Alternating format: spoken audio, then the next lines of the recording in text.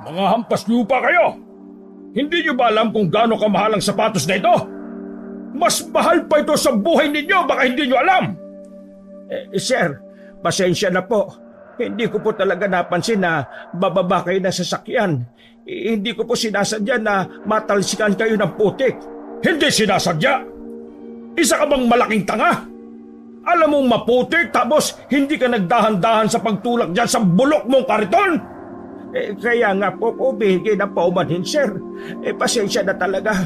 Pupunasan ko na lang po ng sapatos ninyo na. Pupunasan! Wag na! Baka mas lalo lang malagyan ng dumi itong sapatos ko! Hampas lupang ito! Wala nang ang pinag-aralan, hindi ba marunong gumalang sa mas nakakataas sa kanya? Sir, ginagala ko naman po kayo. Humihingi nga po ko ng paumanhin pero nagagalit pa rin po kayo. Malamang! Dinumihan mo yung mamahaling kong sapatos eh!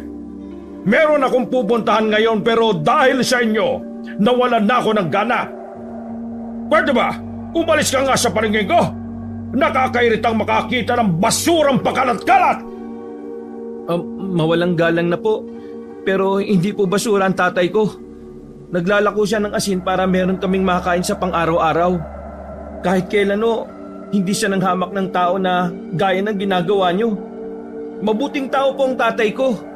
Kaya sana, kagaya ng respeto na pinapakita niya sa inyo, ganun din po ang dapat na ipakita niyo sa kanya.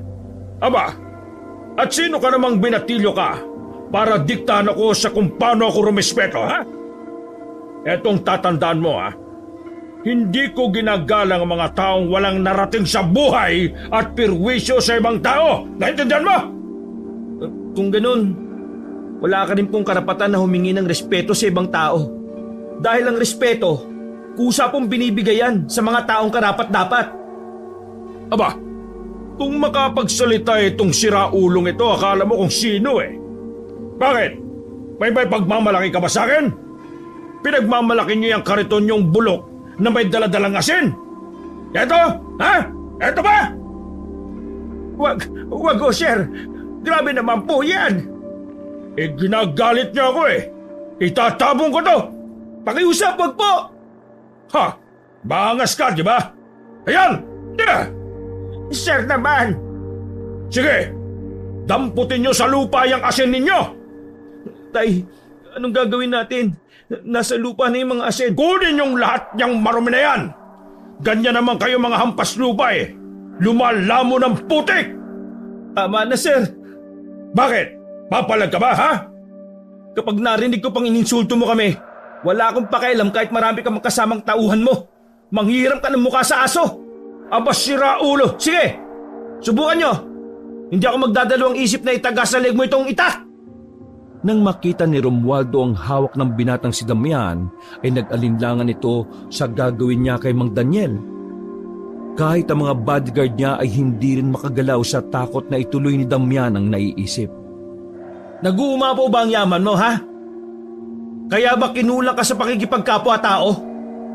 Totoo nga sinasabi ng karamihan eh, na mas demonyo pa sa demonyo ang taong sumasamba sa kayamanan. Hoy, hoy, hoy, hoy! Huwag mong gawin yan! Makukulong ka! Sa susunod na alipustahin mo pa kami, wala akong pakialam kung makulong ako. Papatayin kita at isasama ko sa libing mo yung mamahalin mong sapatos. Sige na, alis! Umalis na kayo! Natatarantang bumalik ng sasakyan ng negosyanteng si Romualdo. Kasama ng kanyang bataan, pinaharurot na lamang nito ang sasakyan. Samantala, wala nang paglagyan ang galit ni Damian sa mga pagkakataong yon. Kung hindi niya lang talaga iniisip ang kapakanan ng kanyang ama, matagal na niyang pinaslang ang walang modong si Romualdo. Tay, ayos lang po ba kayo? Ayos lang naman ako, anak. Pero sa susunod, wag na wag ka magsasalita ng ganon sa ibang tao. Lalong-lalo na kay Romualdo. Kilala mo naman ang pamilya nila. Sila ang pinakamayaman sa probinsya natin. At itong baryo na ito ay pagmamayari ng angkan nila. Sa ginawa mo, pwede kang mapahamak. Pwede kanyang pag-initan. Kumamot sa ulo si Damian. Batid niyang hindi rin tama ang ginawa niya. Pero hindi niya yun pinagsisisihan. Kung kailangan niyang mapahamak para ipagtanggol ang ama, hindi siya matatakot na ulitin ang ginawa niya. Pero tay, kung hindi mo sila tatapatan ng kasama ng ugali nila, habang buhay lang nila tayong aapihin eh. Tingnan mo nga ang mga ginawa oh. Itinapon nila yung pinagkakakitaan natin. Paano natin mabebenta ang asin na yan eh? Nasa lupa na. Ano ba ang tinuturo ko sa iyo mula pa noong bata ka pa? Magpakumbaba na naman. Tay, mababa na tayo. Nasa ilalim na tayo ng mundo eh. Wala na tayong ibababa pa. Kaya hindi ko na kayang tiisin ng ganito, tay. Sa susunod, Damian, makinig ka sa akin. Bumuntong hininga na lamang si Damian. Alam niyang hindi na rin naman magpapatalo sa argumento ang kanyang ama. Kaya hahayaan na lang muna niya itong sabihin ng lahat ng naiisip nito. Kung gusto mong makapamuhay tayo nagmaayos sa baryong ito, hayaan mo na lang sila. Tayo ang iiwas. Tayo ang iintindi dahil tayo ang walang kapangyarihan. Oo na. Lagi namang ganyan eh. Laging ganito dahil wala tayong ibang pwedeng gawin para mabuhay. Dapat alam mo na yan umpang nalaman mo na mahirap lang tayo. Sige na. Damputin na natin yung mga asin na hindi dumikit sa putik. Pwede pang pakinabangan yan. Kukuha na lang tayo ulit sa bayan ng panglako natin bukas. Napipilitan na lamang si Damian na gawin ang sinasabi ng ama. Masama ang kanyang loob dahil hindi na siya natutuwa sa pagpapakumbaba nila. Para kay Damian, lalo lang nilang pinapatalas ang pangil ng leon dahil lagi silang nagpapakita ng takot. Wala na sa kalahati ng kabuuang kilo ng asin ang naisalba ng mag-ama. Malaking lugi yung para sa kanila dahil wala pa rin silang benta nung araw na yon. Pag-uwi nila sa kanilang bahay, walang ganang umupo si Damian sa hagdanan. Nagkape muna siya habang nag-iisip. Sumasagi pa rin sa isipan niya ang mukha ni Romualdo. Kahit kailan, hindi niya mapapatahwad ang mukhang yon. Gagawin niya ang lahat para makaganti sa pagbamata sa kanila ng negosyante. Mabilis na lumipas ang mga sandali at sumapit na rin ang kinagabihan. Dumating na rin ang kapatid ni Damian na si Dante. Si Dante ay nag-aaral sa bayan. Sa tulong ng asin na kanilang nilalako, nagawa nilang maipasok sa high school ang binata. Kahit na medyo lagpas na ito sa tamang edad. Kuya, tay, nandito na ako. Napatayo si Damian at Mang Daniel nang mapansing may mahabang kalmot si Dante sa kaliwang braso. Oh, Dante, ano nangyari dyan sa braso mo? Pangiti-ngiti pa ang binatilyo nang sumagot ito sa ama. Ito? Kalmot lang ito ng aso. Aso? Nangangalmot? Kanina kasi habang naglalakad kami pa uwi, meron kaming nakitang asong itim. Matangkad yung aso, kuya. Parang hanggang bewang natin yung taas. Ngayon nga lang kami nakakita ng ganun kaya namangha kami. Sinubukan lang naming hulihin. Ang kaso, mabilis pala siya. Nayakap ko yung aso kaso nakawala eh. Tapos nalundagan ako. Kaya ayan, nagkaroon ako ng kalmot. Napailing at bumuntong hininga na lamang si Mang Daniel. Gusto nitong magalit, pero naubos na ang lakas niya dahil sa ginawa sa kanila ni Romualdo. Kung ano-ano na lang talaga pumapasok sa utak mo eh.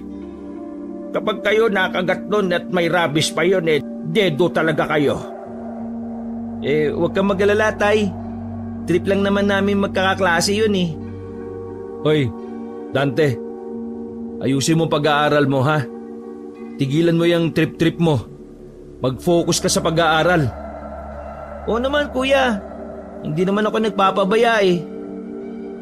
Maganda nang nagkakaliwanagan tayo. Napatingin si Dante sa kariton kung saan naroon ang balde ng asin. isang balde na lang ang may laman doon. Kaya ang akala nito, maraming nabenta ang kanyang ama at kapatid. Uy, halos maubos na. Eh di masarap ang baon ko nito bukas. Sumenya si Mang Daniel kay Damian para sabihin huwag ipaalam kay Dante ang tunay na nangyari. Ha? Oo. Kaya nga magtinu ka. Para araw-araw masarap ang ipapadala namin sa iyo ni tatay. Ay sige na, pumasok ka na sa loob at magpalit ng suot. Maya-maya ay maluluto na itong nilalaga ko. Agad na nagtungo sa loob ng bahay ang binatilyong si Dante. Naiwan naman si Damian at ang matanda na si Daniel. Tinapik ni Mang Daniel ang kanyang anak. Alam kasi nito na hindi pa rin humuhupa ang galit ni Damian tungkol sa nangyari. Pagkatapos kumain, lumabas ng bahay si Damian at Dante para ihatid kay Aling Loring ang natira nilang asin. Habang tinatahak ang daan, muling binuksan ni Dante ang tungkol sa mahaba niyang kalmot sa braso. Kuya, may sasabihin ako sa iyo pero pangako mo wag mong sasabihin kay tatay . O bakit? Ano na naman ba yan? Napaaway ka ba sa school? Tungkol ito dito kuya, sa kalmot ko sa braso ko. O di ba nakwento mo na yan kanina? Meron akong hindi sinabi. Tumigil sa paglalakad si Damian at iritadong tumingin sa kapatid na si Dante. Ano nga? Sabihin mo na. Ayaw ko nang pabitin Hindi talaga yun ang totoong nangyari kaya ako nagkaroon ng sugat na ganito. Ang totoo kuya, yung asong nakita namin, aswang. Ano? Aswang? Aso na aswang? Yung aswang na yun, may kakayahang maging anyong aso. Sabi ng kaklase ko, ang tawag doon ay asbo. Teka. Dante, nagbibiro ka lang diba? Anong aswang yung pinagsasabi mo Wala naman napapabalitang may aswang dito sa atin. Mukha ba ako nagbibiro kuya? Totoo ang sinasabi ko. Kahit pa itanong mo sa mga kaklase ko, aswang talaga yung aso Kasi nung hinabol namin siya sa kagubatan, kitang-kita ng dalawa kong mata na bigla na lang siyang nag-anyong tao. Tapos, tumalon-talon. Dante, kung totoo yung sinasabi mo, umiwas ka sa ganyan Baka nakakalimutan mo yung tiyuhin natin namatay dahil sa aswang. Totoo ba talagang namatay si Tiyo dahil sa aswang? Yun naman ang kwento sa atin ni tatay, hindi ba? At ang iba pa nating kamag-anak sa kabilang baryo. Pero matagal na yon. Kaya hindi ko alam kung maniniwala ako sa sinasabi mo Sabi kasi nila, wala na yung aswang na pumapatay dati. Baka kasi yung dumali kay Tiyo noon, iba naman sa aswang na nakita namin ngayon. Hindi to dapat malaman ni tatay Ayaw kong makita siya na nabubuhay na naman sa takot. Alam mo naman kung gaano niya kamahal si Tiyo. Kaya nung mapatay ng aswang si Tiyo, grabe yung takot niya Alam ko kuya, kita ko naman na parang mababaliw si tatay dahil sa takot niya sa aswang Kaya nga hanggat maaari, iiwas ka sa ganyan. Kasi may trauma si tatay Baka isipin niya na pati ikaw mawala dahil sa nilalang na yon. Naintindihan mo ba ako? Opo, pasensya na kuya. Hindi ko na uulitin. Bay dapat lang. Alam mo naman na gusto ko naming matapos sa pag-aaral, di ba? Hindi mo yun magagawa kung mapapahama ka. Pero kuya, hindi ko ba nababahala? Kasi may aswang na naman sa probinsya natin. Oo, nababahala din ako. Pero hanggat hindi natin nilalapit ang sarili natin doon, wala namang masamang mangyayari sa atin. Isa pa, iba na ngayon. Probinsya type pa rin ang pamumuhay dito sa baryo. Marami-rami na ring tao at ilaw sa daan. Matatakot na ang mga aswang niyan dahil madali na silang mahuhuli. Tinapik ni Damian sa balikat si Dante. Basta, sundin mo lang ang sinasabi ko, ha? Isipin mo na lang ang tatay natin. Opo, sige po kuya. Nagpatuloy sa paglalakad ang magkapatid dala ang 4 na plastik ng asin. Nang makarating sila sa kabilang baryo, ay agad naman nilang tinungo ang tirahan ni Aling Luring. Pagkatok nila ng pintuan, bumungad ang matandang babae na kahit kulubot na ang balat, makikita pa rin sa katawan nito ang mga nakaburdang tato. Ayon sa pagkakaalam ni Damian, dating notorious ang matandang babae. Kabilang ito sa mga rebeldeng pumapatay sa kapwa nila rebelde sa kabilang rehiyon. Magandang gabi po, Aling Luring. Nandito na po ang asin. 4 na plastik lang? Opo ito na lang po kasi yung natira. Sa susunod, unahin niyo akong pagbentahan. Hinintay niyo pa kasi talagang itapon ni Romualdo O sige na, kukunin ko na yan. Mawalang galang na po. Wala ka talagang galang. Bakit po? Ano bang sasabihin mo? Itatanong ko lang po sana kung ano pong gagawin niyo sa asin. Hindi ba kayo magkakabato niyan? Kakasakit kayo sa kidney niyan. Uy, ano ka ba? Tingin mo talaga kinakain ko ang asin? Abay, sira ulo ka pala Aling Luring, pasensya na po kayo sa kapatid ko Madaldal lang po talaga siya. Sige po, mauna na kami. Para sa aswang. Napatigil ang dalawa nang marinig ang sinabi ng matandang astig. Kita nilang seryoso na ang mukha ni Aling Luring kaya alam nilang hindi ito nagbibiro. Para sa aswang po? May aswang pa po ba? Wala ako sa wisyo para pag-usapan ng bagay na yan. Kaya umuwi na kayo. Pero po, ayaw niyong umalis? Nanlaki ang mata ng magkapatid nang makitang may hawak ng mahabang baril ang matanda. Biglang nagmadali ang magkapatid na makalabas ng bakuran. Sumabit pa nga ang short ni Dante sa sobrang taranta nila. Ito kasi sira ulo Kapag tayo pinutakan ng matandang yon, bulagta ka agad tayo. Di ka na lang sana sumama Kainis ka talaga Para kung aatakihin sa puso Hindi naman tayo babarilin nun, kuya. Baliw ka ba? Maikli lang pasensya na matanda. Kasing ikli na lang ng buhay nila. Ay nako. Pero may alam din siya sa aswang, kuya. Tingin mo. Tama na muna yung aswang-aswang na yan. Magkano binayad? Binayad? Binayad ni Aling Luring. Magkano? Doon sa asin. Wala sa akin. Hindi ba inabot sa'yo? Naku naman Hindi mo pa talaga nakuha yung bayad? Kainis naman. Tara na nga. Bukas na lang natin balikan yung bayad. Padabog na naglakad na lamang si Damian. Sa takot nila kay Aling Luring ay hindi na sila nagtangkapang bumalik pa. Nang makauwi sila, kita nilang may 2 sasakyan na nakaparada sa tapat ng kanilang bahay. Nagtatakang lumapit ang magkapatid. Pagtingin nila sa loob, nakita ni Damian at Dante ang matandang lalaki na si Romualdo.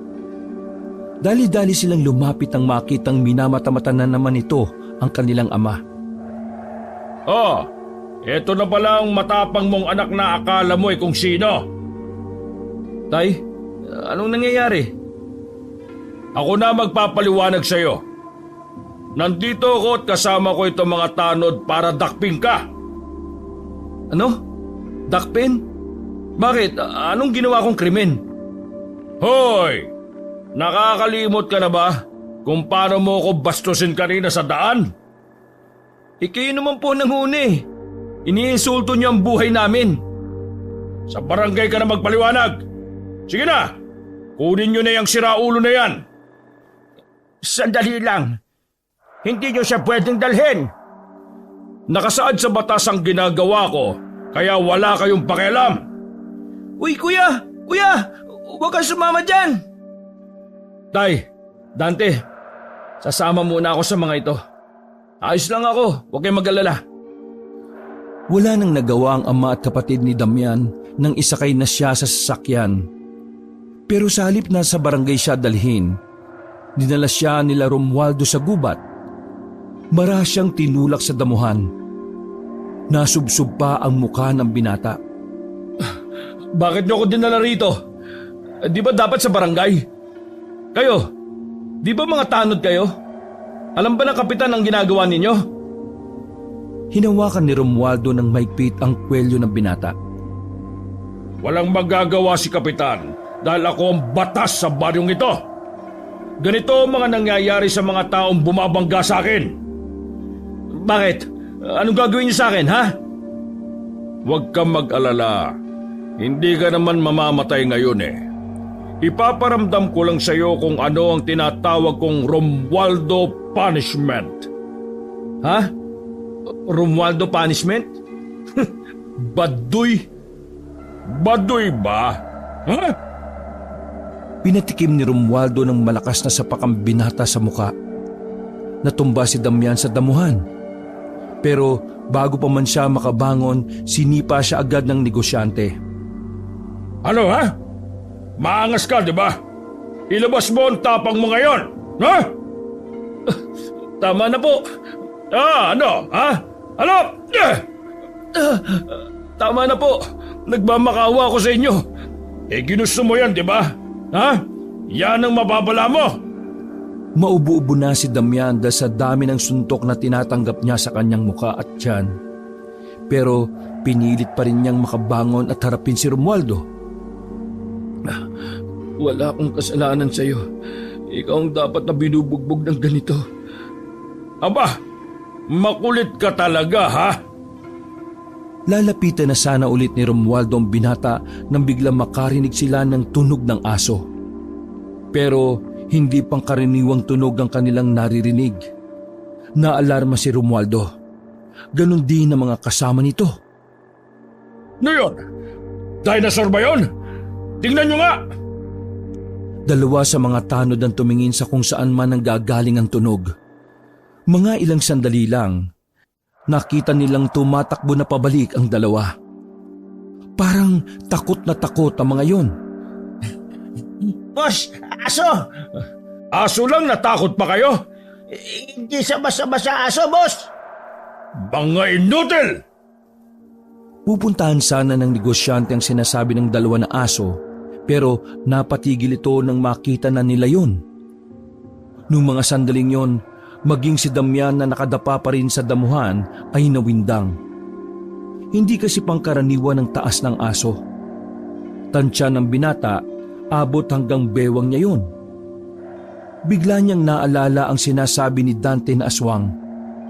Hindi siya maaaring magkamali.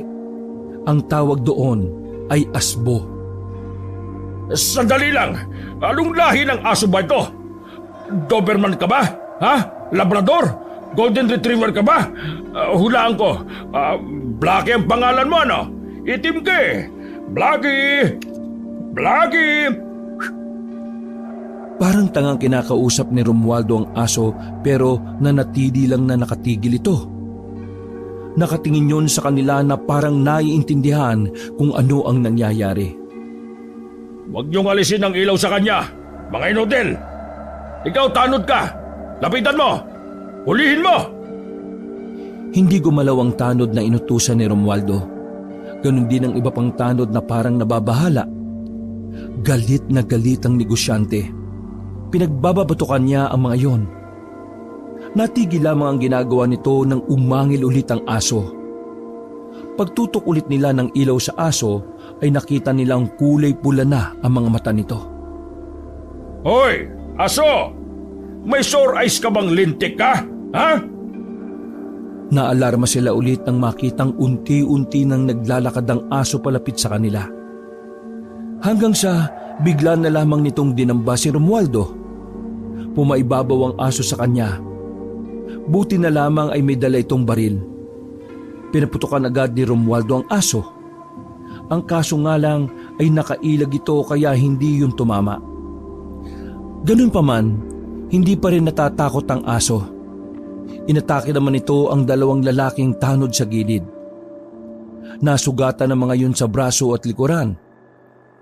Kinigat din ng isa sa hita. Nung mga pagkakataong yon, Hindi naman alam ni Damian kung ano ang gagawin niya. Gusto niyang tumakbo paalis. Pero natatakot siya na baka siya naman ang pagtuunan ng asong yon. Kaya naman gumapang lang siya papunta sa gilid. Mga inutil kayo! Bakit kayo tumatakbo? Matapang na pinagbababaril pa rin ni Romualdo ang aswang. Hindi niya yun matamaan dahil madilim sa kinalalagyan nito.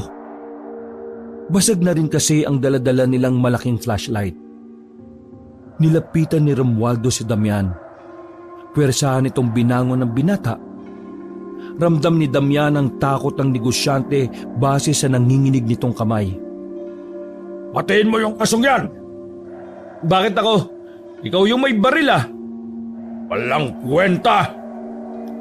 Bigla-bigla na lamang umalis si Romualdo kasama ang 2 tanod na sugatan. Mag-isa na lamang na naiwan si Damian. Dahil doon, nag-alab na naman ang kaba at kilabot sa kanyang kalooban. Hindi niya alam kung papaano siya aalis. Kung susunod siya kina Romualdo, baka barilin lang din siya noon. Kung mananatili naman siya roon, baka siya naman ang mapagbuntunan ng aswang. Nagtago ulit si Damian sa likuran ng puno. Habang nakasilip sila roon, ay nakita niya ang matangkad na aso. Tinakpan na lamang niya ang bibig para hindi makalika ng kahit na anong ingay. Pagsilip niya, nasaksihan niya ang pagpapalit ng anyo ng aso bilang tao. Hindi niya makita ang muka. Basta ang alam niya ay lalaki ang aswang na yon. Pag-alis nito, saka lamang nagkaroon ng lakas si Damian at tumakbo pa rin paalis. Diyos ko, ano ba mga nasasaksihan ko? Nakalabas si Damian ng gubat. Hindi na siya nagsayang ng oras at umuwi na rin siya sa kanila. Pagdating niya roon, sobra ang pag-aalala na naramdaman ni Mang Daniel. Halatang halata kasi ang mga pasa at mga dugo sa mukha ni Damian. Anong ginawa sa'yo ng hayop na yon? Si Raulo tagay mga yan eh. Kagantihan ko sila. Dante, wag muna. Umupo ka rito. Binugbog ka ba nila? Sabihin mo! Oo, tay. Pero wag niyo akong isipin. Ayos lang ako. Sinipa ni Mang Daniel ang mga nakasandal na panggatong na kahoy. Galit na galit yon na parang gusto rin itong paslangin na si Romualdo. Hindi na nakakatuwa! Hindi na! Tay, kumalma lang kayo. Ayaw ko na muna ng gulo. Eh bakit parang ikaw naman ngayon ang ayaw lumaban? Kanina lang gustong-gusto mong palagan si Romualdo ah. Ano ba nangyayari sa'yo? Ayos lang ako, tay. Kumuha ka nga ng panglinis at panggamot sa loob, Dante. Buong akala ni Damian ay doon na matatapos ang gabing yon. Pero makalipas lang ng 1 oras, bigla namang may dumating na mga pulis. Agad-agad na pumasok ang mga pulis sa bakuran nila. Ikaw ba si Damian? Sumama ka sa amin. Kailangan mo magpaliwanag tungkol sa tangkang pagpatay sa 2 tanod ng barangay. Napatayo pa si Damian kahit na masakit pa ang kanyang muka at katawan. Hindi ito makapaniwala sa sinabi ng pulis na kaharap niya. Seryoso ba kayo? Tingnan niyo nga mukha ko. Ako ang binugbog nila. Ako ang sinaktan nila. Kaya bakit ako ang iimbitahan ninyo? Hindi na nagsalita pa ang mga pulis. Sumenyas na lamang ito sa mga kasamahan nito na puwersahang kunin na si Damian. Ang bihira naman. Kakakuha lang sa kanya kanina. Hoy! Tay, Dante, sumunod kayo. Wala akong tiwala sa mga ito. Dinala ng mga pulis si Damian sa istasyon. Pagdating nila roon, nakaabang na si Romualdo kasama ang 2 tanod na sa mga sandaling yon nakabenda na ang mga sugat. Yan ang nanakit sa 2 tanod na ito. Napakasinungaling mo. Bakit hindi mo sabihin ang totoong nangyari sa gubat? Wala akong kasalanan dito. Kayo ang bumugbog sa akin at hindi ako ang nanakit sa inyo. Nag-uusap lang kaming 3 sa gilid ng kalsada nang bigla siyang dumating. May dalang itak. Tinaga niya itong 2. Isusunod niya nga sana ako eh. Buti na lang. Sinungaling! Kinuha ninyo si Damian at dinala nyo sa gubat! Sumigaw ng malakas ang pulis. Saka lamang sila tumahimik dahil doon. Mahinaon silang kinausap ng humahawak sa kanilang kaso. Sa huli, lumabas pa rin na si Damian ang may kasalanan. Malakas ang kutob ni Damian na binayaran ni Romualdo mga pulis para makulong siya. Ganun kalala ang galit sa kanya ni Romualdo dahil sa ginawa niyang pagsagot-sagot doon. Sinasabi ko naman sa inyo, pumipili kayo dapat ng kinakalaban. Baliw ako magalit, Daniel. Kaya kong iparana sa anak mo ang impyerno kahit buhay pa siya. Napakasama mo! Tay, hayaan niyo na. Alam kong lalabas din ang katotohanan. Makakalaya rin ako dito. Makakalaya, manigas ka! Diyan ka na mamamatay. Mabigat ang kaso mo, attempted murder. Kung hindi mo pa alam, magsaliksik ka. Ay, oo nga pala. Paano ka pala makakapagsaliksik? Nasa kulungan ka. Parang umuusok na sa galit si Mang Daniel at Dante. Kung may pagkakataon lang ang dalawa, pinaslang na nila si Romualdo. Pero mas pinili na lamang nilang kumalma. Ayaw na nilang dagdagan pa ang problema ni Damian. Lalabas din ang totoo. Naniniwala pa rin ako sa batas. Bumuntong hininga na lamang si Damian. Sa katunayan, nawawala na siya ng pag-asa makalaya pa. Malabo din naman kasing paniwalaan pa ang tunay na nangyari. Batid niyang wala sa mga pulis ang maniniwalang aswang ang gumawa ng sugat ng dalawang tanod. Sa isang banda, nababahala si Damian. Nakumpirma niya kasing mismo sa sarili niya na totoo ngang may mga aswang sa kanilang baryo. Pero hindi niya alam kung papaano niya yon ipapaalam sa iba. Gayong alam niyang malalaman din yon ng kanyang ama. Iiling-iling na lamang si Damian habang pansamantalang nakakulong sa istasyon. Pagsapit ng 12:00 ng hating gabi, iniwan na muna siya ni Mang Daniel at Dante para kumuha ng pagkain. Nakatulog na lang din si Damian sa kakaisip. Nagising siya nang biglang hampasin ng isang pulis ang selda gamit ang bakal na stick. Nagtataka siyang bumangon. Nagtataka ang binata kung papaano siya napiyansahan dahil alam niyang walang gaanong kalaking pera ang kanyang ama. Ganun pa man, nagmamadali na rin siyang lumabas ng istasyon para sana ibalita sa ama at kapatid ang paglaya. Pero nasa labas pa lang siya ng istasyon, isang matandang babae na ang naghihintay sa kanya. Lumapit siya sa matandang nakatalikod. Pagkakita niya pa lang sa mga tattoo ng matanda, alam na niya kagad kung sino yon. Aling Luring? Ako ang nagpalaya sa iyo. Ikaw ang nagpalaya sa akin? Paano po? Iniisip mo siguro na mukha kong walang pera. Kaya nagdududa ka kung ako yung nagpiyansa o hindi.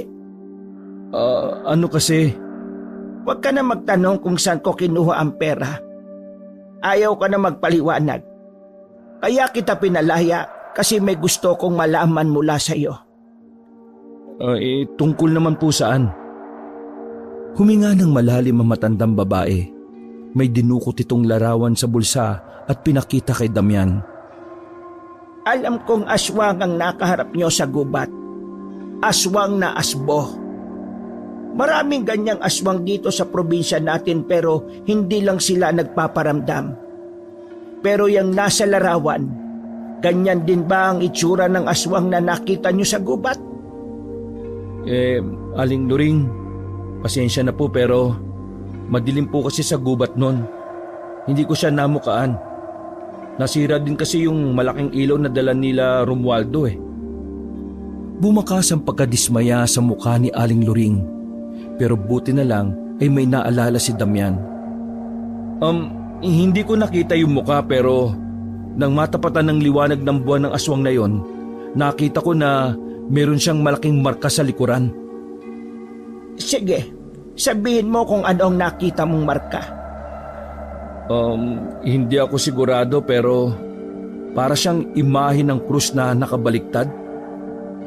Nanlaki ang mata ni Aling Loring nang marinig ang sinabing yon ni Damian.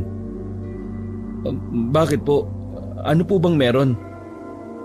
Maraming salamat. Ngayon alam ko nang buhay pa siya. Nagkaroon ako ng dahilan para ubusin pa ang mga nakatagong aswang. Teka sandali. Nasabi mo kanina, marami pang aswang na asbo dito sa probinsya natin? Totoo ba yon? Totoo yun. At nasisiguro ko na sa mahabang panahon ng pananahimik nila, meron silang binabalak na masama. Aling Loring, marami kayong alam sa aswang. Bukod sa pagiging rebelde nung araw, ano ba talaga kayo? Wala akong oras para magkwento. Kailangan ko na munang umuwi. Sandali. Ano na naman ba? Yung bayad niyo po sa kinuha niyong asin kahapon? Ako nagpiyansa sa iyo. Sisingilin mo pa ako? Alam mo ba kung magkano ang pinyansa ko, ha? Ay, hindi na po pala. Maraming salamat po ulit ha. O sige po, mauna na po ako. High blood mo ko eh. Nagmamadaling umalis si Damian. Sabik siyang tumakbo pauwi sa kanilang bahay. Pagdating niya roon, inabutan niya si Mang Daniel at Tante na nagbabalot na ng pagkain. Napayakap agad ang dalawa kay Damian at saka na niya kinuwento kung papaano siya nakalaya. Malakas talaga ako tuko kuya na hindi pangkaraniwan niya si Aling Loring eh. Tingnan mo nagpiyansa siya ng 7,000 para lang sa kapiranggot na impormasyon. Tay, may alam ba kayo kung anong klaseng tao si Aling Loring bukod sa pagiging rebelde niya noon? Wala akong alam.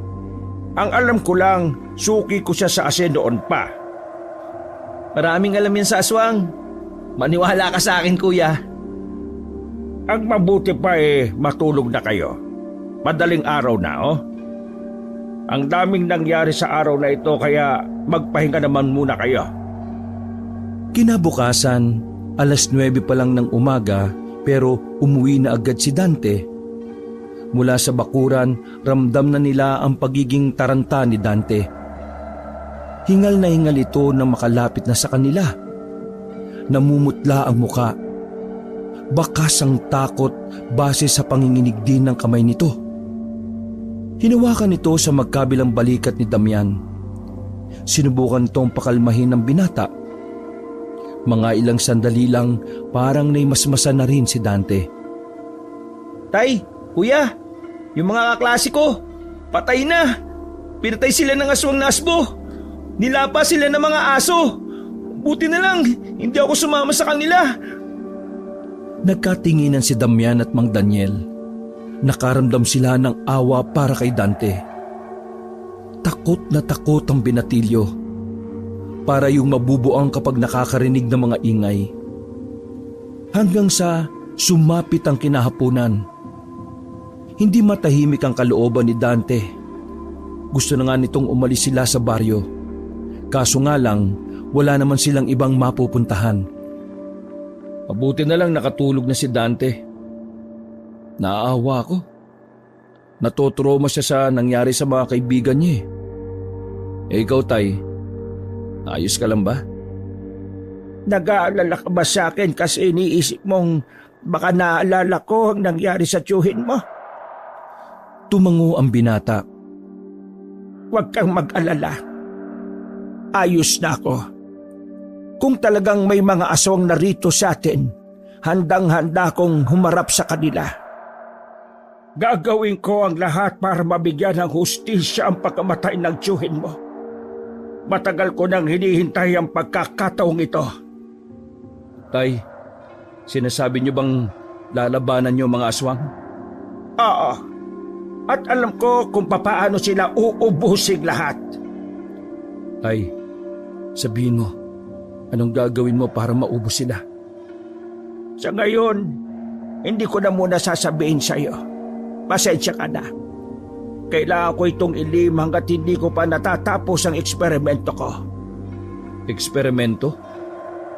Kaya ba madalas kang umaalis tuwing linggo kahit hindi tayo naglalako ng asin? Ngumiti ng nakakaloko si Mang Daniel at tinapik na lamang ang balikat ng binata.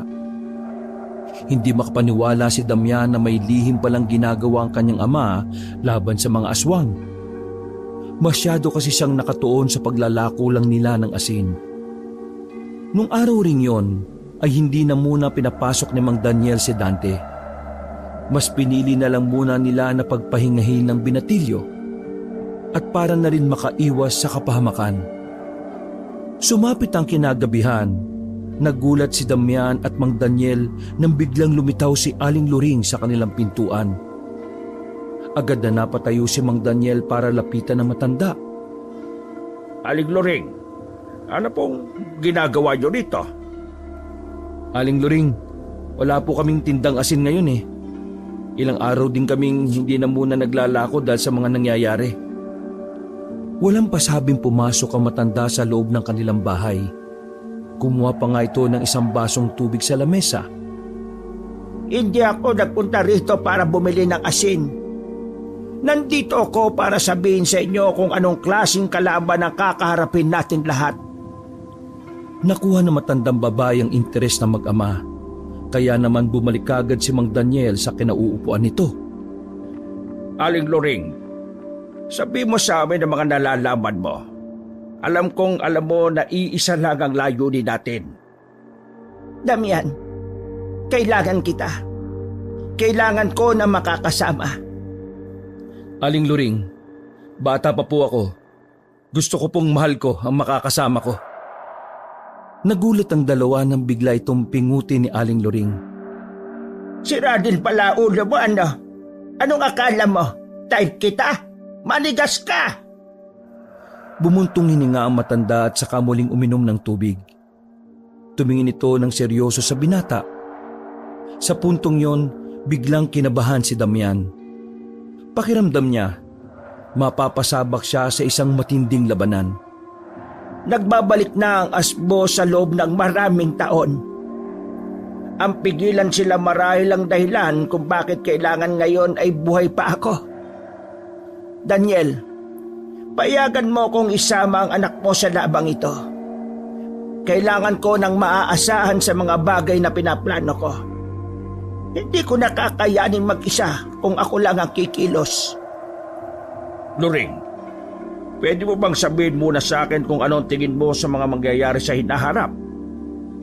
Dati akong miyembro ng rebelde noon. Isa ako sa matinik at marahas na rebelde. Ang kaso nga lang, nagkaroon kami ng kalaban na kahit na anong gawin namin, hindi namin matalo-talo. Mga rebelde din sila, pero mas marami at mas magagaling. Noong panahon na yon, wala na kaming pag-asa na manalo pa sa laban. Hanggang sa dumating na nga kami sa puntong unti-unti na kaming nalalagas. Ako at ang anak kong si Hugo na ang humahawak sa samahan. Habang lumilipas ang mga araw, ramdam na naming malapit na kaming mahuli ng mga kalaban. Isang araw, umalis ang anak kong si Hugo. Gabi na nang bumalik siya. Pero iba na siya. Nalaman ko na lang na sumali pala siya sa mga aswang. Pumayag siyang maging aswang para matapatan ng kalaban namin. Natalo namin ang kabilang grupo. Ang kaso nga lang, mula nang maging aswang si Hugo ay nagbago na rin ang hangarin niya. Sinabi niya sa akin na ang paraan para wala nang kumalaban sa amin ay gawing aswang din ng mga residente. Pero hindi ako pumayag. Kinalaban ko siya. Akala ko noon ay napatay ko siya. Pero nagkamali ako. Kailan lang nagkaroon ako ng hinala na baka buhay pa nga siya. At hindi nga ako nagkamali. Buhay siya kasama ng mga aswang na binuo niya. At ang layunin niyang gawing aswang ang lahat. Plano niyang ituloy ngayon. Lahat ng tao sa baryo ay nasa panganib. Kung tutulungan niyo ko, ay magkakaroon pa ng pag-asang mapigilan natin ang masamang balak ni Hugo. Nagkatinginan uli ang mag-ama. Sang-ayon naman sila sa gusto ni Aling Luring. Kaya nga lang, isang bagay ang nagdudulot ng pangamba kay Mang Daniel at Damian. Handa kaming makipagtulungan sa iyo. Pero, paano natin sila matatalo kung tayong tatlo lang? Sigurado ako na hindi lang isa o tatlo ang mga asbo. Kakayanin ba natin sila? Anong akala niyo sa akin? Matanda lang? Bago ako lumapit sa inyo, matagal na akong nakahanda. Marami akong koneksyon hanggang ngayon. Baka hindi niyo na itatanong. Marami din akong pera. Kaya wala kayong magiging problema sa akin. Ang dapat lang nating intindihin ay dapat yung pag-aralan kung ano ang makakalaban natin. Handa po akong lumaban. Pero kailan ba tayo magsisimula? Gusto kong matuto kung paano sila tugisin. Magsasalita pa sana si Aling Luring nang biglang magising si Dante. Narinig nito ang planong pakikisa ni Mang Daniel at Damian. Gusto ko din pong sumama. Dante, hindi pwede. Nag-aaral ka pa. Gusto kong ipagiginti ang mga kaklase ko, Tay. Isa pa, ayaw kong maiwan na walang ginagawa. Hindi ko kayang tiisin na nalalagay kayo sa panganib habang ako naghihintay lang sa pagbabalik ninyo. Daniel, mukhang pwede nating isama ang bunso mo. Ano pa nga bang magagawa ko? Basta makinig ka lang sa amin, Dante, ha? Hindi biro-biro itong gagawin natin. Pangako, kuya, hindi ako magiging pasaway. Ay sige, sumama kayo sa akin ngayon. May ipapakita ako sa inyo. Nagtungo ang apat sa kinaroroonan ng bahay ni Aling Luring. Pagpasok nila ng bahay nito, bumungad agad sa kanila ang mga mahabang baril na nakadikit sa dingding ng bahay. Hindi maiwasan ni Damian at Dante na mapahanga. Para sa matandang si Luring, cool na may tuturing yon sa paningin ng magkapatid. Grabe, ang dami niyo po palang baril. Etong mahaba na ito, ginamit ko yan nung binaril ko yung leader ng isang rebelde sa norte. Eto namang isa, ginamit ko yan sa asawa ko na ng babae. Eto namang isa, medyo maikli lang, ginamit ko yan sa grupo ng mga aswang na asbo na nakalaban ko noon. At itong isa naman na hindi ko pa nagagamit, balak kong gamitin niya kay Hugo.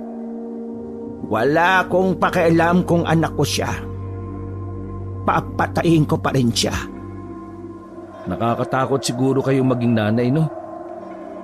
Matakot ka kapag meron kang ginawang mali. Pero kung matatakot ka kahit inosente ka, ang tawag sa iyo ay duwag na baliw. Napauo na lang si Damian. Ayaw na niyang pahabain pa ang kanilang pag-uusap dahil baka kung ano pang makapagpainit ng ulo na matanda. Maya-maya pa, dinala sila ng matanda sa likuran ng bahay nito. Meron silang pinagtulungang alisin ng mga bato na magkakapatong. Sa ilalim ng mga bato na yon, may maliit na butas na sakto lang para sa isang tao. Naunang pumasok ang matanda. Kinakabahan namang sumunod ang mag-aama. Habang bumababa sila sa hagdanan, bigla na lang nagliwanag ang paligid. Nakita nila na nasa iskinita na pala sila. Kailangan ko lang itong mapakabitan ng kuryente. Pero noon, malalaking gasera lang ang gamit ko rito. Luring, isa rin ba ang tunnel na ito na ginagamit ng mga Hapon noon? Tama ka, Daniel. Sa katunayan, narito pa nga ang ilan-ilang gamit. Lahat kasi ng Hapon na naabutan ko rito noong araw, hindi na nakalalabas ng buhay. Pinagsama-sama ko nga yung mga buto nila sa iisang drum. Gusto niyo bang makita? Ay, wag na. Dalhin mo na lang kami kung saan kami dadalhin. Meron silang pinasukang isang silid na kung saan naroon ang iba't ibang armas na magagamit nila laban sa mga aswang. Hindi mga baril ang nakita nila roon, kundi mga sandata na gaya ng itak at espada. Eto ba mga gamit laban sa mga aswang? Maraming taon na ang nakalipas, kaya nasisiguro ko na marami na rin ang nagbago sa mga aswang. Kaya naman, gumawa ko ng mga armas na alam kong mas makakapatay sa kanila. Dahil sa pagkakaalam ko, hindi na rin sila gaanong tinatablan ng bala ng baril. Aling Luring, metal ba mga yan? Bakit kulay puti? Lahat ng nakikita mo rito ay hindi metal. Ang mga nakabalandrang sandata na yan ay gawa sa marmol at asin. Marmol at asin? Pwede pala yon? Nasagot na rin natin ang tanong ko, kuya. Kaya po pala bumibili ng asin sa amin, ha? Kahit hindi nyo naman kinakain. Maraming taon ko ring inaral kung ano ang mas akma sa sandata laban sa kanila. Ngayong natapos ko na ang mga iyan, anumang oras ay pwede na natin niyang gamitin. Halika kayo, tulungan niyo akong kunin ng mga iyan. Isa-isa nilang ibinaba ang mga sandata mula sa pader. Sige na, pumili na kayo kung alin sa mga yan ang gusto niyong gamitin. Sa oras na kinuha niyo yan, ibig sabihin lang noon ay itinuturing niyo na rin ang mga sarili niyo na mandirigma. Bilang pagsang-ayon ay tumangon na lang din ang mag-aama. Matapos yun ay binalot na nila yun sa tela. Pagbalik sa bahay na matanda, ay sandali nilang pinag-usapan ng ilang bagay na dapat pang malaman nila Damian. Maya-maya lamang ay nagpaalam na rin sila sa matanda. Maraming salamat po sa tiwala ninyo. Basta ihanda niyo ang mga sarili niyo. Alinman sa mga araw na ito ay maaari silang umatake. Kung sakaling mangyari yon, huwag kayong magdadalawang isip na gamitin ang mga yan. Hindi kayo dapat mag-alala. Bukas na bukas din ay tutulungan ko kayong magsanay kung papaanong gumamit ng sandata. Makakaasa ka sa amin ng pakikiisa, Luring. Kumuway pa ang tatlo habang papalayo. Sa mga puntong yon, pakiramdam ni Daniel ay hindi na lamang sila pangkaraniwang nagtitinda ng asin. Pakiramdam niya, obligasyon na nila ang kaligtasan ng maraming tao. Lumipas ang halos isang linggo. Natutunan ng tatlo ang paghawak ng armas sa tulong na matandang si Aling Luring. Pero kasabay ng kanilang pagkatuto ay ang lumalala namang problema ng kanilang probinsya sa isyu ng patayan. Unti-unti nang nagpaparamdam ang mga aswang kada gabi. Palaging may namamataang mga malalaking aso na gumagala-gala sa mga baryo. Samantala, galit na galit naman si Mang Damiel nang makarating sa kanila ang isang balita. Nalaman nila na pinagkakalat ni Romualdo na sila ang mga aswang sa kanilang baryo. Hindi na ako natutuwa sa mga nangyayari. Dahil sa ginagawa ni Romualdo, natatakot ang mga tao sa atin. Wala na talagang ginawang tamang tao na yan. Palibhasa mayaman kaya ang lakas gumawa ng katarantaduhan eh. Hindi lang, tay. Lalo silang naghihinala sa atin kasi ilang gabi tayong umaalis ng bahay. Tingin ko, dapat umalis na tayo.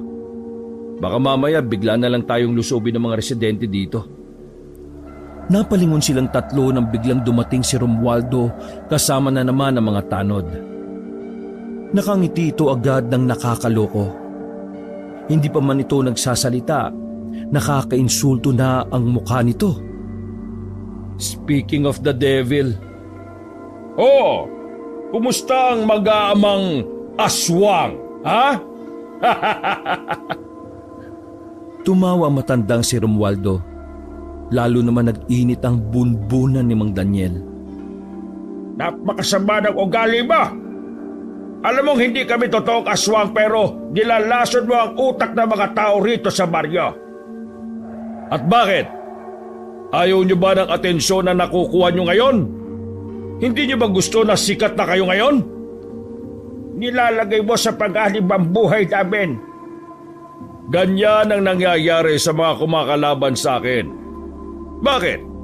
Akala mo tapos na ako sa anak mong yan? Magsisisi kayo na may nagpiyansa sa anak mo dahil sa magiging kalbaryo ang buhay niya sa akin sa labas ng kulungan. Ha? Aminin mo sa mga tao na hindi totoong aswang kami. Linisin mo ang pangalan namin.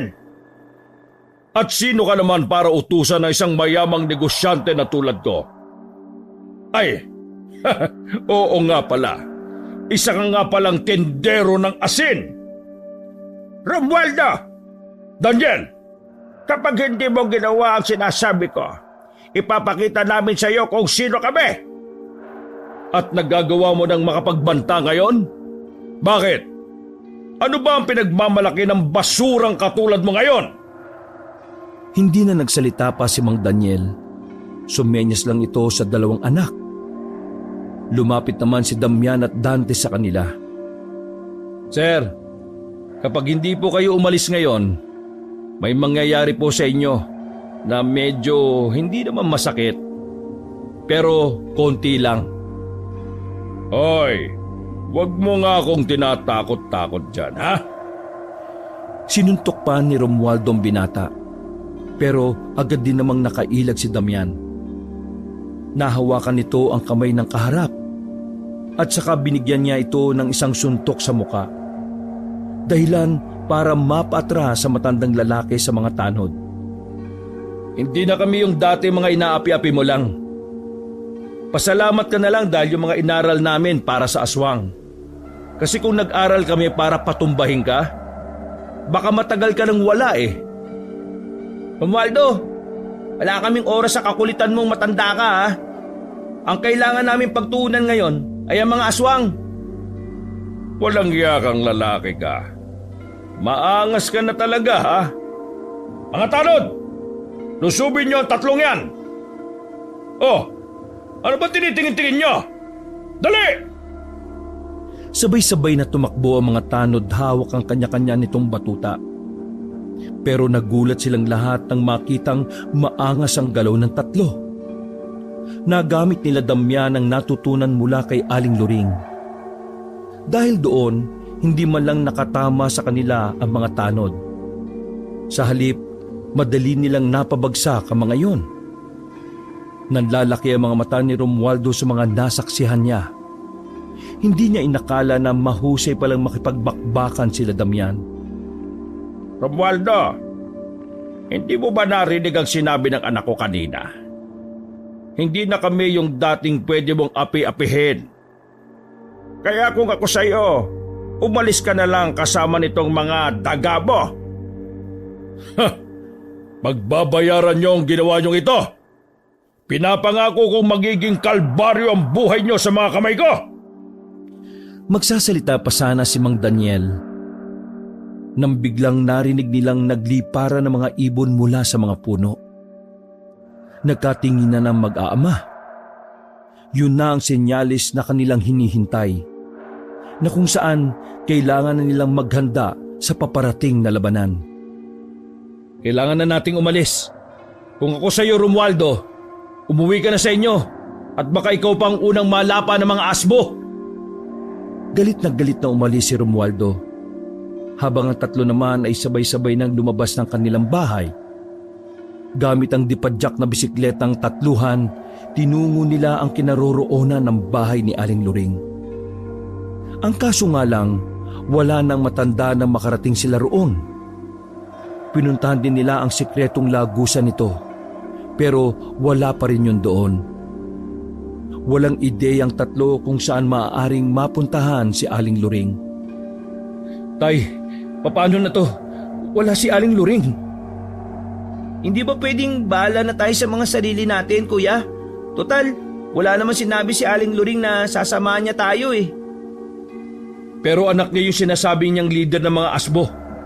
Hindi siya pwedeng mawala. Kung nasaan man ngayon si Loreng, sana'y nasa maayos siyang lugar. May dahilan kung bakit niya tayo tinuruang makipaglaban.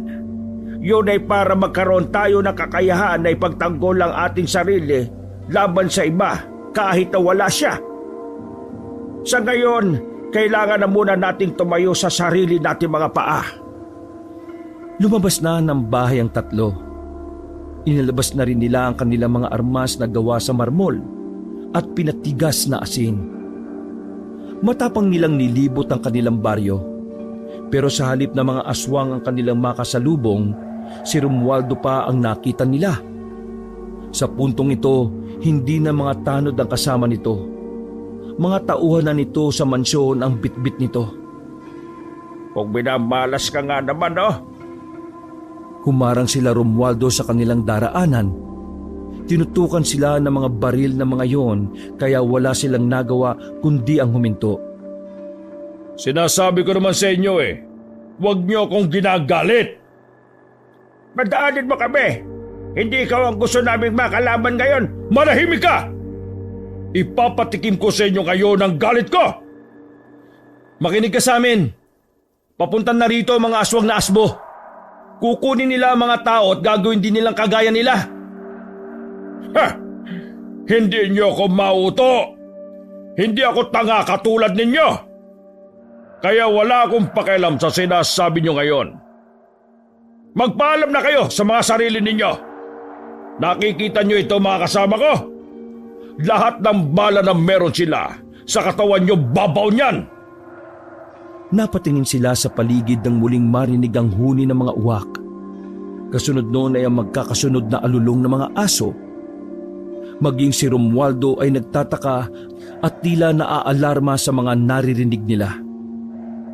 Romualdo, ayan na sinasabi namin. Kung masuunahin mo kami kaysa sa mga aswang, mamamatay lang din kayo. Kaya mabuti pa, makipagtulungan na lang kayo sa malaking kalokohan. Hindi ako makikipagtulungan sa mga hampas lupa. Wala akong pakialam kung mga aswang ang mga naririnig natin. Ang mahalaga sa akin ngayon ay mauuna kayong mamatay. Babarilin na sana ng mga tauhan ni Romualdo ang mag-aama nang biglang may mga naglitawan na malalaking aso sa paligid. Pati tauhan ni Romualdo ay natakot din. Matataas sa mga aso na para mga kabayo na ang tangkad. Hindi yan ang uunahin. Yung tatlong barilin ninyo. Sa halip na sila damyan ng barilin ng mga yon, inuna ng mga tao ni Romualdo ang mga asbo na nasa gilid. Dahil doon, nagkaroon ng pagkakataon sila damyan para pumunta sa tabi. Hayaan na muna natin silang makipaglaban. Saka na tayo aatake kapag nakabawas na sila sa mga aswang. Pero base sa nakikita nila, hindi magagawang talunin ng mga yon ng mga aswang. Wala silang tinatamaan kahit na isa. Ilang sandali lang nagpalit na ng anyo ang mga aswang bilang tao. Gumapang na yon palapit kina Romualdo at walang awang pinatay ang ilan sa mga tauhan nito. Lumabang kayo! Mga duwag! Mga inutil! Napatingin si Romualdo sa kinaroroonan ng tatlo. Nang maramdaman nila ang binabalak ng negosyante, hindi na sila nagsayang ng oras para lisanin ang lugar na yon. Dali-dali silang pumasok sa loob ng kagubatan. Nakabuntot naman sa kanila ang negosyante habang daladala ang 45 na baril. Kahit tumakbo kayo, papatay ko kayo! Sige! Takbo! Rinig nila damyan ang nakakatakot na sigaw ni Romualdo. Kahit matanda na, mabilis pa rin itong nakakasunod sa kanila. Ang kaso nga lang, napatigil din ito nang biglang may mga dumating na asbo. Napalingon ng mag-aama nang makitang pinagbababaril na ng matandang negosyante ang mga aswang. Sa nakikita nila damyan, malabong makaligtas pa si Romualdo kahit na baril lang gamit nito. Masyadong mabibili sa mga asong nasa paligid niya kumpara sa kung papaano siya bumaril. Ilang sandali pa ang nakalipas, naubusan na rin ng bala si Romualdo. Wala na itong magawa kundi ang sindakin na lang ang mga aswang gamit ang mga salita nito. Sige, lumapit kayo! Wala akong pakialam! Kayang-kaya ko kayong labanan! Ha! Kahit sabay-sabay pa kayo! Sige, lapit! Umaangil ang mga yon habang unti-unting lumalapit sa negosyante. Samantala, nakaramdam pa rin ng awa si Mang Daniel sa taong yon. Likas na mabuti ang ama nila Damian. Kaya kahit maraming nagawang kasamaan sa kanila si Romualdo, naisipan ni Mang Daniel na balikan yon. Sigurado ka ba, Tay? Mas masahol pa sa demonyo yan. Kaya bakit natin siya ililigtas? Hayaan na lang natin siyang mamatay. Hindi dapat tinutulungan ng mga ganyang tao, Tay. Umalis na tayo rito. Kung nga hayaan natin siyang mamatay, parang wala na rin tayong pinagkaiba sa kanya. Pambihira naman talaga, oh. Wala nang nagawa pa ang magkapatid nang nanguna na sa paglusob si Mang Daniel. Unang taga nito sa asbo ng isa yun at agad na natumba. Tunay ngang epektibo ang ginawa ni Aling Luring na armas. Umatake rin si Damian at Daniel. Inunan nila ang mga aswang na malapit kay Romualdo. Medyo nahirapan sila sa bilis ng mga asbo. Pero nagawan din nila ng paraan kalaunan. Kaya naman, 4 agad sa mga yon ang nagawa nilang patayin. Nang maramdaman ng mga aswang na ikamamatay nila kapag nataga sila ng sandatang marmol at asin, ay dali-daling nagtakbuhan ang mga yon paalis. Anong katangahan ang ginagawa ninyo? Bakit nyo ako nililigtas? Niligtas ka namin dahil hindi kami katulad mo na masamang tao. Pasalamat ka, may natitira pa kaming awa sa'yo. Kung hindi, inayaan ka na sana namin pinapak ng mga aswang na yon. Tumayo si Romualdo. Kahit na niligtas siya ng mga yun ay naroon pa rin ang galit niya. Sa halip na magpasalamat na lang ay nagmaktol pa ito parang bata. Hindi ko sinabing iligtas nyo. Bakit? Para may utang na loob ako sa inyo? Ha? Mga tanga! Hindi ako tatalaw ng utang na loob sa inyo. Malaking katangahan ang ginawa nyo. Demonyo! Pinatikim ni Damian ng malakas na suntok ang negosyante na naging dahilan para mapaupo ito sa damuhan. Gulat na gulat ito nang tutukan ito ni Damian ng itak ng marmol at asin. Ituring mong bagong buhay ang pagkakaligtas mo ngayon. Kapag kinanti mo pa uli kami, hindi ako magdadalawang isip na ihato ito sa leeg mo. Naglakad na paalis ang mag-aama. Naiwang napangangan na lamang si Romualdo. Samantala, nang balikan nila Damian ng daan, inabutan nilang nakabulagta na roon ang mga tao ng negosyante. Wakwak ang mga tiyan. Nasa labas na ang mga laman na nagkalat pa sa semento. Wala silang sinayang na pagkakataon. Tumakbo na sila paalis para balikan ang kanilang baryo. Pagkarating nila roon ay narinig nila ang mga taong nag-iiyakan. Kita nila na kada bahay may 2 aswang na nagbabantay sa tapat. Para bang hindi nila pinalalabas sa mga nasa loob. Tama nga si Aling Luring. Hindi nila sasaktan ng mga tao dahil gagawin nilang kauri din nila. Hindi tayo pwedeng petiks-petiks. Kailangan na natin kumilos. Matapang na tumakbo si Damian palapit sa mga aswang. Pinagtatataga ng 3 ang mga nagbabantay na aswang sa labas. Maya-maya lang, sunod-sunod nang lumusob ang mga aswang. Pero dahil sa mga natutunan mula sa matanda, naggagawa nilang tapatan ng mga asbo. Dante, ayos ka lang? Huwag mo ako intindihin, kuya. Malayo ito sa bituka. Anong malayo? Nasa talampakan ba bituka mo? Itagiliran niyang tama mo ah. Daplis lang to, kuya. Muling lumusob si Dante sa mga aswang. Kinalaban nito mag-isa ang 4 na aswang na nasa eskinita. Dahil medyo masikip, nahirapang sabayan ni Dante ang bawat atake ng mga yon. Hanggang sa tuluyan ng dumami ang tama nito. Mabuti na lang at sumunod dito si Damian. Ang kulit mo kasi. Sinabing hindi mo sila kakayanin kung lalayo ka sa amin eh. Dahang-dahang napaatras sa magkapatid habang ang kanilang ama naman ay patuloy pa rin sa pakikipaglaban. Ramdam ni Damian na kapag tumagal, malalagay na rin sa alanganin ng kanilang buhay. Kaya naman mabilis silang tumakbo pabalik sa ama. Magkakadikit na silang tatlo noong mga sandaling yon. Tay, mukhang tagilid tayo ah. Kahit gaano tayo kagaling, di naman sila nauubos. May dumarating ng dumarating.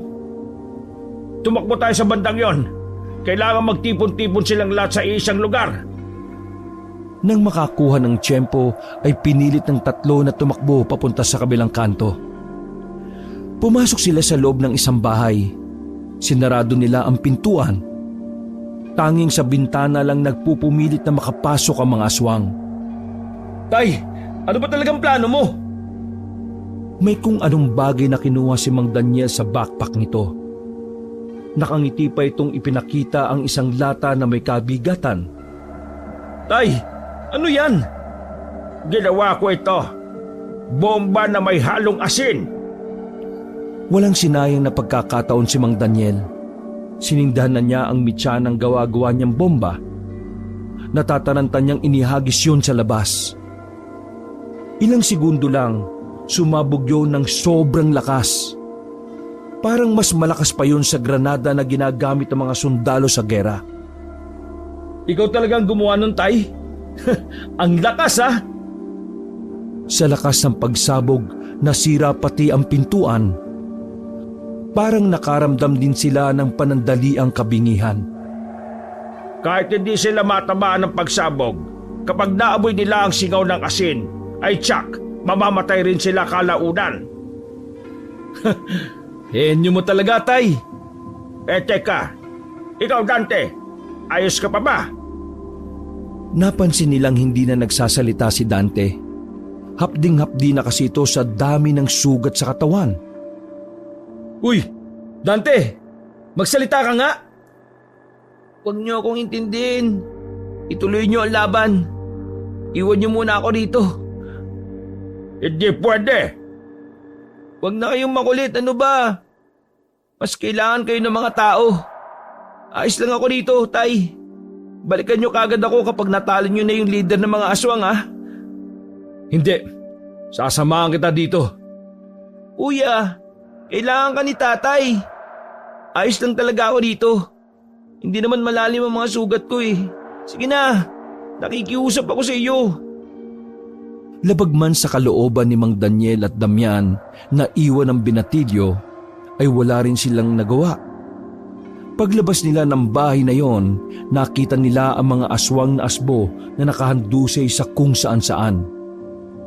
Hindi na nila mabilang kung ilan ang namatay ng dahil sa granada ni Mang Daniel. Kaunting takbo lang nila, natanaw na kagad nila ang isang lalaki na nakatayo sa gitna ng daan. Nakasuot yun ng mahabang kasuutan na kulay itim na merong panghud na parang katulad nito ang suot ng mga nasa kulto. Huminto ang mag-ama. Dahil sa kakaibang presensya na kanilang nararamdaman, batid na nilang yun ang pinuno ng mga asbo. Maya-maya lamang, hindi na nila napagandaan ng biglang pagtalon nito, palapit sa kanila. Dinakma agad ng pinunong asbo ang leeg ni Mang Daniel at saka itinaas sa ere. Sinubukan naman ni Damian na tagain ng aswang na yon, pero dahil sa hindi yun pangkaraniwan, nagawa lang nitong ilagan yon ng walang kahirap-hirap. Ikaw nga si Hugo! Malakas na binagsak ni Hugo ang matandang si Daniel. Sa lakas ng impact, hindi agad nakatayo ang ama ni Damian. Sige, ako naman. Hindi kita uurungan. Tumayo lang ang pinunong asbo sa harapan niya, na parabang siya ang hinihintay nitong unang lumapit. Kaya naman, hindi na nagsayang ng pagkakataon si Damian. Kahit na alam niyang alanganin siya sa oras na yon, nilakasan pa rin niya ang loob niya. Hindi mo ako masisindak kahit na, ha? Walang kahirap-hirap na hinawakan lang ni Hugo ang kamay niya ng madiin. Nabitiwan niya na ang hawak na sandata at parang nadudurog ang mga buto niya. Kaya ang ginawa niya, sinipa niya yon sa pagitan ng mga hita. Naging epektibo yon, kaya nabitiwan siya ni Hugo. Ilabas mo ang totoo mong lakas! Hindi ako natutuwa kung ganyan ka lang. Hindi sumagot sa kanya ang aswang na si Hugo. Pero nakita na lang ni Damian na nagbago na ang itsura nito. Naging kulay itim ang buo nitong katawan. Pumuti ang buhok nito hanggang bewang ang haba. Nanlalaki ang mata ni Damian. Hindi niya inaasahan ang masasaksihan niya. Buong akala niya ay isa lamang asbo ang anak ni Aling Luring na si Hugo. Pero nagkamali silang lahat. Dahil si Hugo pala ay isang aswang na gabunan. Ang pinakamalakas na uri ng aswang ayon sa paniniwala ng mga albularyo. Sandali! Isa kang... Bago pa matapos ni Damian ang kanyang sasabihin ay dinakma na siya sa ulo ng aswang at hinagi sa gilid. Tumama siya sa bakuran ng bahay. Nasugatan pa siya dahil sumabit siya sa pako. Damian, anak! Hindi natin siya kaya! Hindi siya asbo! Nilapitan naman ni Hugo ang matandang si Mang Daniel. Parang pusa lang ang matanda nang hawakan nito sa damit at itaas sa ere. Binalibag ni Hugo si Mang Daniel palapit kay Damian. Tay, katapusan na ba natin? Hindi tayo susuko. Nangako tayo kay Aling Luring. Nangako tayong ipagtatanggol ang balong ito. Aray! Pinagsisisipa sila ni Hugo habang nakadapa silang dalawa. Bagyang nahihilo si Mang Daniel nung mga oras na yun. Pero hindi pa rin ito tinitigilan ng gabunan. Kaya kahit na hirap nang tumayo si Damian, tumakbo siya palapit sa aswang para siya naman ang pagbuntungan. Hinuwakan siya sa damit ng gabunan at pinagsasasampal ng malakas. Magang-magana ang mukha ni Damian noong mga sandaling yun. Pero manhid na rin ang mukha niya. Ang mahalaga lang sa kanya ay mailigtas ang kanyang ama kahit sa ganoong paraan. Kung ito na ang katapusan, hindi ako magsisisi. Napapikit na si Damian sa sandaling yon. Pero napadilat siya ulit nang mabitiwan siya ng gabunan. Kuya! Nandito pa ako! Walang susuko! Nakita ni Damian si Dante na tinarak ang itak sa bandang tagiliran ng gabunan. Hinang-hina na rin si Dante, pero pinipilit pa rin itong makatayo. Dahil sa ginawa nila, lalong naggalit ang aswang na gabunan. Sa pilitan nitong hinugot ang itak at saka naglabas ng malakas na hiyaw. Gigil na gigil si Hugo. Naglalabasan ng mahahaba nitong pangil at kuko. Takbo! Nalinti ka na! Yun na sana ang huling sandali nila sa mundo kung hindi lang biglang dumating si Aling Luring. Tiniran ni Aling Luring ng palaso ang kanyang anak. Tinamaan yun sa ulo. Pero hindi pa rin yun bumabagsak. Kaya naman hinugot na ni Aling Luring ang mahabang espada na katulad ng sa kanila Damian. Gawa din sa marmol at asin na pinatigas. Parang hindi matanda si Aling Luring nang tumakbo ito palapit sa gabunan na si Hugo. Pagharap ng pagharap ni Hugo sa kanyang ina, hindi sinayang ni Aling Luring ang pagkakataon. Malakas na hinataw ni Aling Luring sa dibdib ang gabunan na anak. Nang hindi pa nakontento ang matanda, sinundan niya pa yon ng ilang taga hanggang sa lumuhod na sa harapan niya ang aswang. Mahal na mahal kita, anak. Pero wala akong magagawa. Kundi palayain ka sa madilim na buhay na yan. Pero sana lang ay may puwang ka pa sa langit. Iniambanan ni Aling Luring ang espada sa ere nang biglang magsalita si Hugo. Ama, maraming salamat. Sandaling napatigil ang matanda. Naiyak na lamang ito nang makita ang sinserong ngiti ni Hugo. Ngiti na sobrang tagal nang hindi nasisilayan ni Aling Luring. Ganun pa man, ginawa pa rin ni Aling Luring ang pangako niya sa baryo. Itinuloy niya ang pagpaslang sa sariling anak. Bumagsak sa lapag si Hugo. Binitiwan ni Aling Luring ang espada at agad na niyakap si Hugo. Nung mga sandaling yon, kahit na naging madugo ang baryo, nakaramdam na rin ng lungkot ang mag-aama.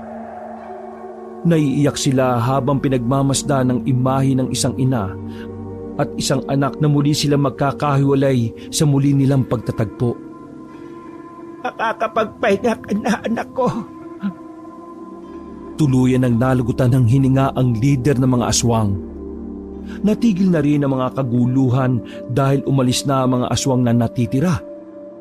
Samantala, nawalan na ng malay ang mag-aama. Nagising sila nang tirik na ang araw sa labas. Ang una nilang nakita ay si Aling Luring na abalang nililinisan ng sugat ni Mang Daniel. Aling Luring, ang mga aswang. Huwag kayo mag-alala. Naipanalo natin ang laban. Napansin ni Damian ang lungkot sa mata na matanda. Nawala ang angas nito sa katawan. Para itong isang inang anumang oras ay maaring mabasag. Aling Luring, ayos lang ho ba kayo? Tanggap ko na noong una pa lang na mawawala sa akin ang anak ko. Iniisip ko na lang na sana nasa mas ligtas na siyang lugar ngayon. Bilang ina, wala akong ibang hangad kundi ang matuldukan na ang paghihirap niya. Maraming salamat sa iyo, Luring. Huwag ka mag-alala. Pamilya mo na rin kami. Ngumiti sa kanila ang matanda. Mula noon ng mga oras na yon, naging parte na ng buhay nila Damian ang matandang si Luring. Sa mga lumipas na buwan ay tinugis nila ang mga natitirang aswang. Hindi yun naging madali para kina Damian. Pero sa tulong ng iba pang residente na nakikiisa, unti-unti nilang naibalik ang kapayapaan sa bawat baryo. Samantala, nakulong naman si Romualdo dahil sa pangalipusta sa mga tao. Napag-alaman na hindi lang pala sila Damian ang lagi nitong sinasaktan. Sa tulong ng mga koneksyon ni Aling Luring, ay napadali ang pagdispatcha sa aruganting negosyante. Kaya mula noon, wala na rin nang mamata sa mga katulad nila Damian. Dahil sa mga nangyari, hindi na naging para sa mga tao ang usapin tungkol sa aswang. Sa katunayan, lahat ng mga taga-baryo ay natuto na ring humawak ng sandata. Yun ay para proteksyonan ang kanilang sarili para sa posibilidad na may aswang ulit. Si Damian, Dante at Mang Daniel, sila naman ang namamahala sa pagpapatakbo ng bago nilang negosyo. Ang paggawaan ng mga sandata na yari sa marmol at pinatigas na asin. Yun ay bilang paggalang at pagpupugay nila kay Aling Luring na kalaunan tuluyan na ring sinundan ang kanyang anak sa kung saan man ito naroroon. Wakas.